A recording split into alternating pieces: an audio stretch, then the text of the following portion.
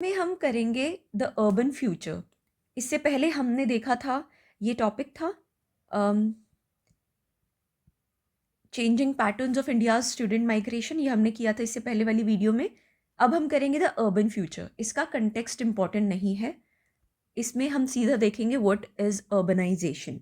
ठीक है, it is the process, ये एक ऐसी प्रोसेस है जिसके अंदर लोग गांव या रूरल वाले एरियाज को छोड़ के अर्बन एरियाज में आते हैं, सिटीज़ में आते हैं। ठीक है, जिसकी वजह से रूरल एरियाज में पॉपुलेशन कम होती जाती है और सिटीज़ में, अर्बन एरियाज में बढ़ जाती है। ठीक है, क्योंकि लोग गांव छोड़ के शहर में आ रहे हैं, शहरों के अंदर इकोनॉमिक एक्टिविटीज़ बढ़ जाती है। लोग वहाँ आते क्यों हैं अपने गाँव को छोड़ के? बिकॉज ऑफ जॉब्स, या फिर अच्छी पढ़ाई के लिए, या अच्छे लाइवलीहुड के लिए, या टू एक्सेस सर्विसेज। होता क्या है कि सपोज़ कोई गांव में रहता है और उसकी जॉब है शहर में, और उसको गांव से शहर पहुंचने में रोज़ लग जाते हैं 2.5-3 घंटे। ठीक है, तो फिर वो सोचता है कि इससे बढ़िया तो यही है कि मैं शहर में ही ना रह लूँ अपनी जॉब, अपनी कंपनी के पास जहाँ मेरी जॉब है। So it leads to migration. Okay, data trends in India, ये मेंस के लिए इंपॉर्टेंट है, प्रीलिम्स के लिए नहीं, तो इसको सिर्फ रीड करना है। अर्बन पॉपुलेशन 2024 में अर्बन पॉपुलेशन वाज अराउंड 36%, और वो 2050-60 तक पहुँचते पहुँचते 50%, 50% से भी ज़्यादा हो जाएगी। ठीक है, लोग इतना माइग्रेट करके शहरों में आ जाएंगे। इकोनॉमिक रोल, जो अर्बन इंडिया है, अर्बन मतलब सिटी एरियाज हैं, दे कॉन्ट्रीब्यूट अराउंड 65-70% ऑफ GDP। ठीक है, माइग्रेशन बहुत ज़्यादा इंटर-स्टेट माइग्रेशन होता है, रूरल अर्बन माइग्रेशन होता है, specially to Tier 1 and Tier 2 cities like Gurugram and Delhi and Pune, Mumbai, Kolkata, Hyderabad वगैरह। ठीक है, लोग अपनी जगहों से इन जगहों पे ज़्यादा जाते हैं। Transport access, only around 37% of urban residents have easy access to public transport. ठीक है, infrastructure gap, need for around 2 lakh urban buses अभी भी ज़रूरत है। So all this was for mains. Existing urbanization pattern, concentration in metros. देखो हो क्या रहा है, जैसे हम देखें दिल्ली, गुरुग्राम, नोएडा, पुणे, मुंबई, वहाँ पे these are the Tier 1 cities, and यहाँ पर लोग माइग्रेट कर करके इतना आ रहे हैं कि वहाँ पर अब इन Tier 1 सिटीज़ ये दीज आर एक्सपैंडिंग। जबकि होना क्या चाहिए कि न्यू टाउन्स एंड ऐसी ही और सिटीज़ का भी बैलेंस्ड ग्रोथ होना चाहिए, और सिटीज़ ऐसी बननी चाहिए, लेकिन वहीं पर लोग आए जा रहे हैं, जिसकी वजह से बहुत ज़्यादा Tier 1 सिटीज़ आर एक्सपैंडिंग। ठीक है, बेसिकली यू कैन से कि वहाँ पे पॉपुलेशन डेंसिटी बढ़ रही है। ठीक है, peripheral sprawl, growth of informal settlements and urban fringes without commensurate services. Same thing, आप गुड़गांव देख लो, आप दिल्ली देख लो, प्राइसेस ऑफ हाउसिंग कितने ज़्यादा हाई है वहाँ पर, कितनी प्रॉपर्टीज़ की जो रेंट भी अगर आप देखोगे बहुत हाई होता है। क्यों होता है? बिकॉज वहाँ पे पॉपुलेशन डेंसिटी इतनी ज़्यादा है, डिमांड इतनी ज़्यादा है कि आप नहीं रहोगे तो कोई और आके रहेगा। ठीक है, लेकिन this is leading to informal settlements and urban fringes. Sectoral hubs, cities specializing in IT, manufacturing, services, creating uneven regional development. Bangalore ले लो, IT में कितना अच्छा है ना, सर्विसेज में भी बहुत अच्छा है, मैन्युफैक्चरिंग वगैरह में। तो उन सिटीज़ के अंदर रीजनल डेवलपमेंट बहुत अनइवन है। वहाँ पे बिकॉज अगर आप बैंगलोर देखोगे, it is the IT hub, it is known as Silicon Valley of India, है ना। तो वहाँ पे आप जाके देखो, वहाँ पर भी prices are high. Why? Because वहाँ पे अनइवन रीजनल डेवलपमेंट है, वहाँ पे कंस्ट्रक्शंस वगैरह हो गई, आप दिल्ली में देख लो, है ना। तो it is leading to uneven regional development. Smart city skew, infrastructure centric planning often neglecting social inclusion and lived experience. देखो, because of all this क्या हो रहा है, जहाँ पे पॉपुलेशन, देखो अगर जिस जगह पर माइग्रेट करके लोग ज़्यादा आ रहे हैं वहाँ पे पॉपुलेशन डेंसिटी बढ़ जाती है, ठीक है। जहाँ पर भी पॉपुलेशन डेंसिटी ज़्यादा है तो उनको वहाँ पर रहने के लिए, रखने के लिए कंस्ट्रक्शन, इंफ्रास्ट्रक्चर डेवलपमेंट, प्लानिंग वगैरह होती है। लेकिन इस चीज़ के चक्कर में सोशल इंक्लूजन को भूल जाते हैं, निगलेक्ट कर दिया जाता है, ठीक है। एंड एनवायरमेंटल एक डेवलपमेंट होती है, एनवायरनमेंट को भी निगलेक्ट कर दिया जाता है। क्यों? क्योंकि वहाँ पे इंफ्रास्ट्रक्चर डेवलप करना है। Challenges associated with urbanization, exclusion and inequality. देखो होता क्या है कि जो लोग माइग्रेट करके आते हैं या इनफॉर्मल वर्कर्स हैं, वो बहुत ज़्यादा प्रॉब्लम्स फेस करते हैं। Why? Because of language, their culture and their documentation barriers, जिसकी वजह से उनको जॉब्स टाइम पर ठीक से अच्छी नहीं मिल पाती हैं, ठीक है। सो इसमें एक एग्जाम्पल है, gaps, sorry, not maps, it's gaps in implementing Interstate Migrant Workmen Act. Mean migrant workers in Surat often fail to access PDS benefits due to lack of local proof. तो ये एक प्रॉब्लम है and this is good for mains, not for prelims, ज़रूरत नहीं है। तो यहाँ पे ये सूरत का एग्जाम्पल है। हाउसिंग डेफिसिट, लैंड प्राइसेस बहुत ज़्यादा है, ठीक है। एंड रेंटल मार्केट्स जो है वो बहुत वीक है। क्यों? क्योंकि रेंट्स हो गया, प्रॉपर्टीज़ हो गई, और अगर आपको ख़रीदना है या रेंट पर लेना है, prices are very high, which force the urban poor into slums and insecure housing, ठीक है। लोगों को फिर स्लम एरियाज वगैरह जैसे घरों में रहना पड़ता है। Then we come to next point. इसका एग्जाम्पल है धारावी रीडेवलपमेंट प्रोजेक्ट। धारावी कहाँ पर है? ये मुंबई में है, ओके। एशिया का सबसे बड़ा स्लम एरिया है ये, ठीक है। इसका एग्जाम्पल है। नेक्स्ट पॉइंट है urban mobility stress, इनएडिक्वेट public transport and over reliance on private vehicles cause congestion, local commute times and productivity losses. ये तो हो गई। देखो लोग पता है क्या, जो जॉब्स कर रहे होते हैं ना, what they do, public transport को यूज़ करते हैं बट बहुत ज़्यादा नहीं। व्हाट दे प्रेफर इज़, मेरे पास इतना पैसा है तो एक काम करते हैं, लोन लेके या कुछ भी करके अपनी गाड़ी खरीद लेते हैं। तो वो इतनी ज़्यादा रोड पर गाड़ियाँ होती है ना, आप देखेंगे दिल्ली गुरुग्राम का, दिल्ली गुड़गांव का जो जाम होता है, ट्रैफिक जाम बहुत ज़्यादा, ठीक है। तो वो क्यों है? क्योंकि हर किसी को है कि हम अपनी गाड़ी खरीद के उससे हम ऑफिस जाएंगे और आएंगे। वो पब्लिक ट्रांसपोर्ट्स को यूज़ करना ही प्रेफर नहीं करते, ठीक है। हर किसी का ऐसा नहीं है बट ऐसा है बहुत ज़्यादा। अब इसके अंदर एग्जाम्पल दिया है बेंगलुरुज आउटर रिंग रोड, ठीक है। वहाँ का एग्जाम्पल है good for mains, not for prelims. Governance gaps, urban local bodies ULBs suffer from fragmented authority, overlapping agencies and weak fiscal autonomy, reducing accountability and efficiency, ठीक है।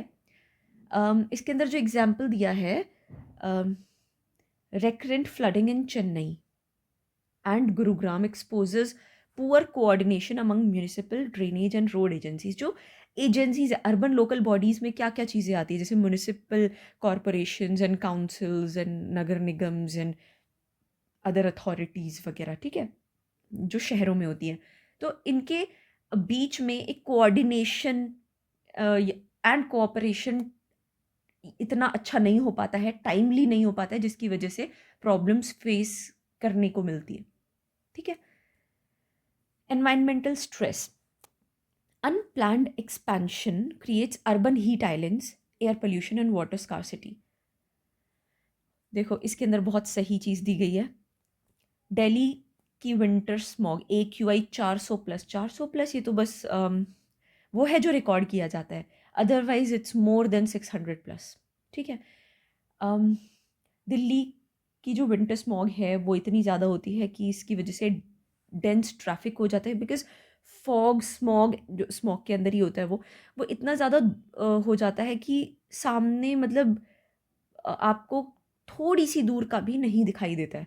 तो ट्रैफिक बहुत ज़्यादा हो जाता है उस वजह से, कंस्ट्रक्शन की वजह से, उसका डस्ट जो होता है उसकी वजह से हो जाता है। अनलिमिटेड ग्रीन कवर, दिल्ली में तो ग्रीन कवर आप बहुत ही कम है, तो इसकी वजह से प्रॉब्लम होती है। ठीक है। Social cohesion, rapid urbanization weakens community bonds and shared identity, leading to alienation and social fragmentation. इतनी ज़्यादा अर्बनाइजेशन है, देखो होता क्या है कि लोगों को एक दूसरे से ज़्यादा मतलब नहीं होता। जहाँ पर पॉपुलेशन डेंसिटी बहुत ज़्यादा बढ़ती जाती है ना, तो क्योंकि हर कोई अपना काम कर रहा होता है, साथ वाले घर में क्या चल रहा है किसी को कोई मतलब ही नहीं होता है। ठीक है। तो इसमें दिया है the gated community culture in Noida. तो ये इट इज़ फॉर मीन्स, अभी मैं इतना ज़्यादा इस पर फोकस इसलिए नहीं कर रही हूँ because it is for means and ये खुद पढ़ के भी बहुत अच्छे से समझ आ जाता है।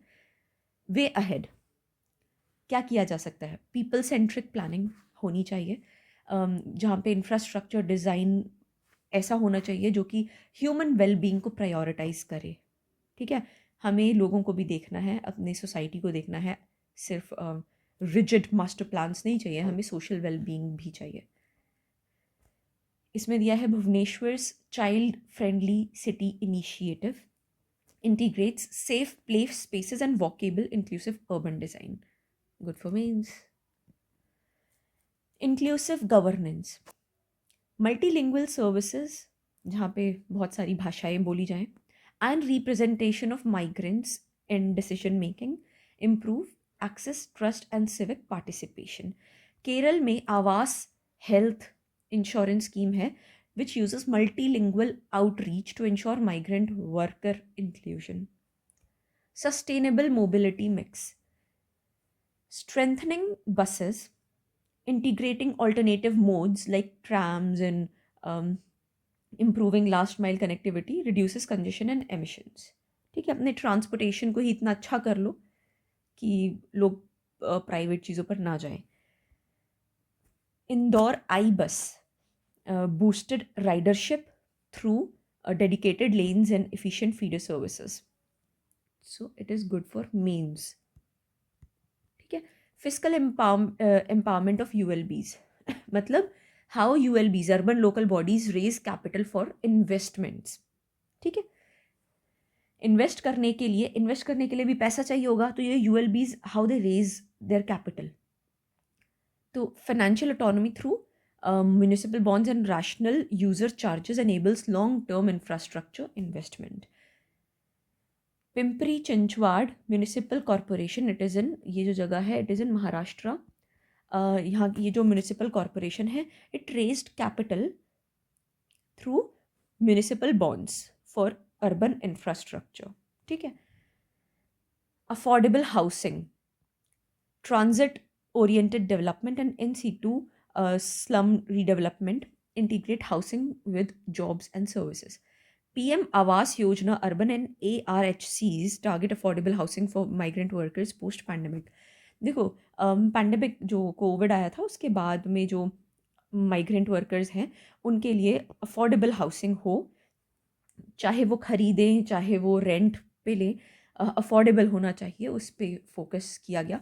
What is ARHCs?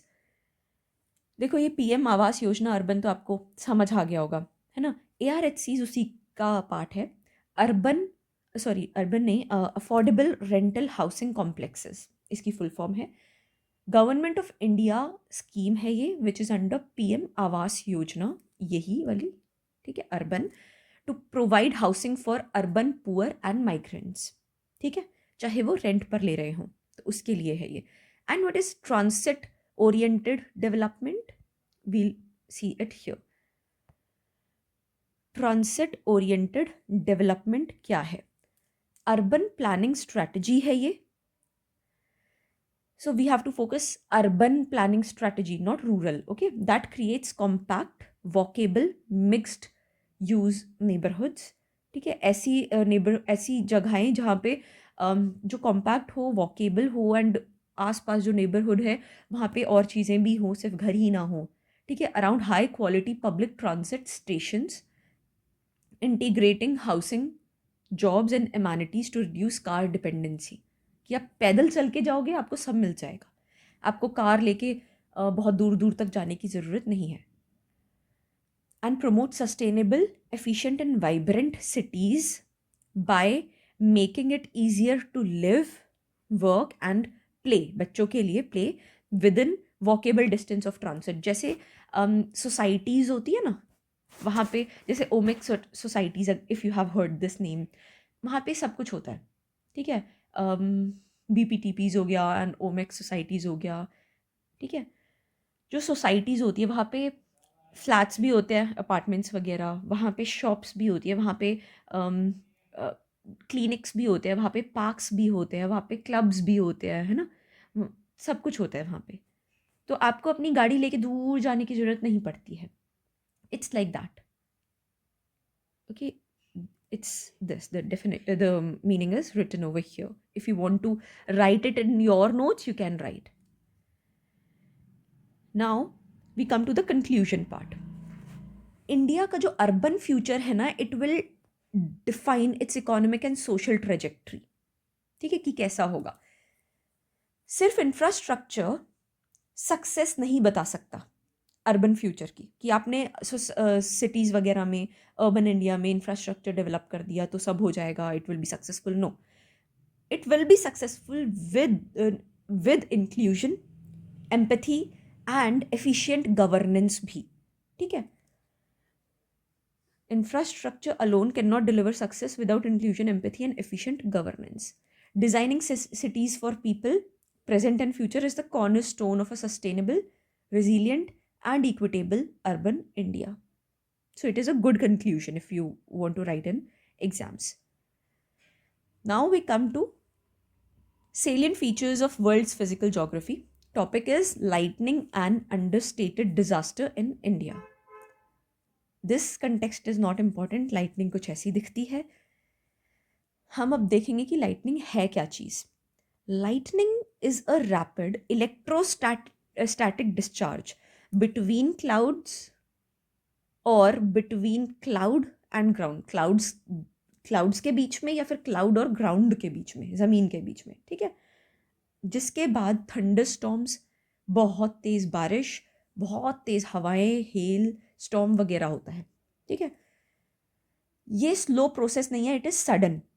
ठीक है, लाइटनिंग सडनली होती है एंड हाईली लोकलाइज्ड है, मतलब एक जगह पे होती है. ऐसा नहीं कि पूरे शहर में ये हो रही है. ठीक है, एक जगह पे, एक प्रॉपर एक जगह पे होगी ये. एंड इसको मिटिगेट करना मतलब शांत करना बहुत एक मुश्किल काम हो जाता है. ठीक है, if we compare to slow onset disasters. Slow onset disasters मतलब जो धीरे धीरे आते हैं, जैसे ड्रॉट्स और एपिडेमिक. ठीक है, या पैंडेमिक, जैसे कि कोविड आया था तो वो धीरे धीरे करके बढ़ गया था. समुद्र का जल स्तर बढ़ जाना, सी वाटर लेवल बढ़ जाना. ठीक है, ऐसे these are slow onset disasters. इनको आप ठीक कर सकते हो. बट लाइटनिंग इतना सडन होता है कि इसको शांत करना थोड़ा सा चैलेंजिंग हो जाता है. Trends in India. देखो, लाइटनिंग जो है, it is the single largest killer natural hazard in India, जिसकी वजह से अराउंड 2000 डेथ्स हो जाती हैं एनुअली, एक साल में. ठीक है, नए हॉटस्पॉट्स आ गए हैं जहाँ पे बहुत ज़्यादा ये चीज़ देखने को मिलती है लाइटनिंग, जैसे राजस्थान, गुजरात, हरियाणा, पंजाब, दिल्ली और मध्य प्रदेश, बिहार और उड़ीसा तो है ही. ठीक है, why lightning remains ignored as a disaster. हमने आज तक इसको लाइटनिंग को एज अ डिजास्टर माना क्यों नहीं है? हमने इसको हमेशा इग्नोर क्यों किया है? पहला पॉइंट है कि एक तो ये ना, it has a dispersed nature, मतलब इट अकर्स एज स्कैटर्ड. ठीक है, single event incidents across villages and fields. ठीक है, तो ये ऐसा नहीं है कि पूरे शहर में, पूरे स्टेट में हो रहा है कुछ, या पूरे देश में हो रहा है कुछ. ठीक है, तो एक प्रॉपर एक जगह पे होती है, लेकिन वहाँ पे भी वो थोड़ा स्कैटर होके होती है. जैसे यहाँ पे दिखाया आपको पिक्चर में, ये स्कैटर हो रखी है. अब आप इसको कैसे ठीक करोगे? ये तो आसमान में हो रही है ना. Next is low visibility of damage. होता क्या है कि इस जैसे फ्लड्स आते हैं या साइक्लोन्स आते हैं, उससे डैमेज बहुत ज़्यादा हो जाता है. लेकिन इससे जो डैमेज होता है ना, वो उसका कोई लार्ज स्केल स्ट्रक्चरल डिस्ट्रक्शन नहीं दिखता है, ठीक है। Data and research gaps, इनएडिक्वेट ground based census, बेकार के वो मतलब सॉरी बेकार नहीं, मतलब जो मीटर्स एंड सेंसस लगा रखे होते हैं वो पूरी कोशिश करते हैं, एंड जो टेस्टिंग लेबोरेटरीज होते हैं वो बताते हैं, लेकिन प्रिसाइज मैपिंग नहीं कर पाते। जितनी ज़रूरत है ना रिसर्च की उतनी नहीं है, ठीक है। एक होता है कि आपको वो बताया लेकिन उतना ज़्यादा प्रिसाइसली नहीं बता पाए कि कब कैसे क्या होगा, या डैमेज होगा तो क्या होगा, ठीक है। Last mile communication failures, although forecasts exist, forecast होते हैं, बता देते हैं, लेकिन warnings often fail to trigger timely behavioural change at village level due to language access and institutional gaps. देखो हर गांव के अंदर नहीं होते हैं ये सारे सेंसर्स एंड लैब्स वगैरह, ठीक है। फोरकास्ट करने के लिए फोरकास्ट होते हैं, लेकिन जो अलग अलग गांव हैं वहाँ की लैंग्वेजेस, वहाँ की एक्सेसिबिलिटी एंड इंस्टीट्यूशनल गैप्स की वजह से टाइम पर टाइमली बिहेवियरल चेंज नहीं कर किया जा पाता है, ठीक है।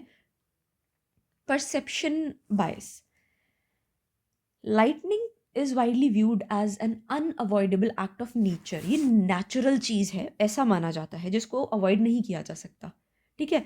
इसलिए उसको डिजास्टर मानने की जगह it is considered as an act of nature, ठीक है, जिसको साइंस प्लानिंग एंड अवेयरनेस से रोका जा सके, ऐसा नहीं है, because it is considered to be an act of nature.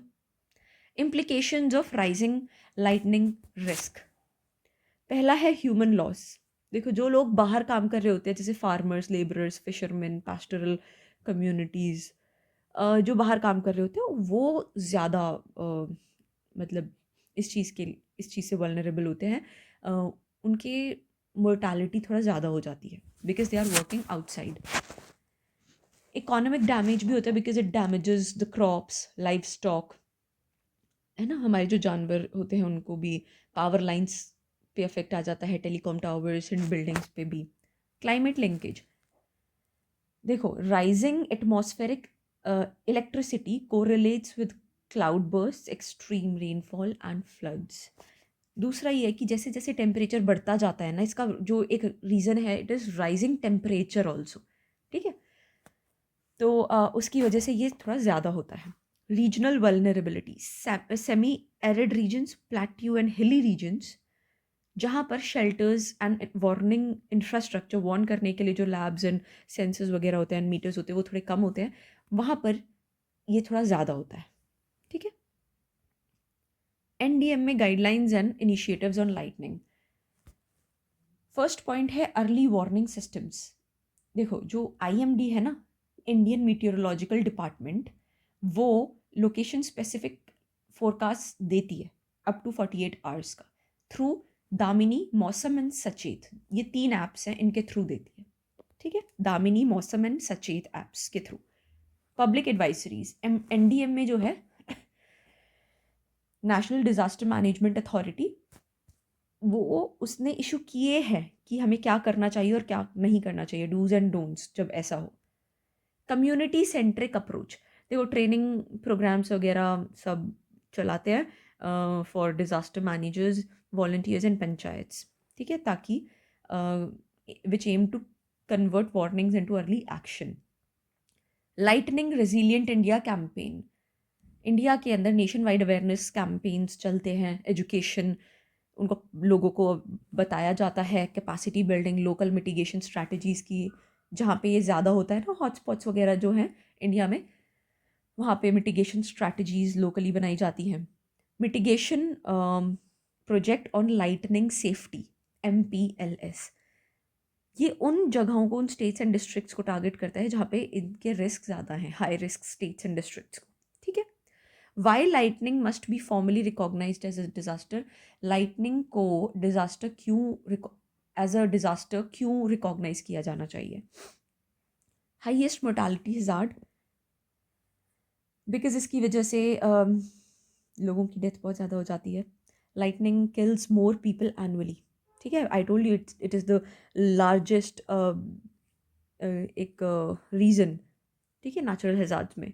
बाकियों से ज़्यादा ये लाइटनिंग की वजह से लोग एनुअली सबसे ज़्यादा मरते हैं, अराउंड 2000 लोग, ठीक है।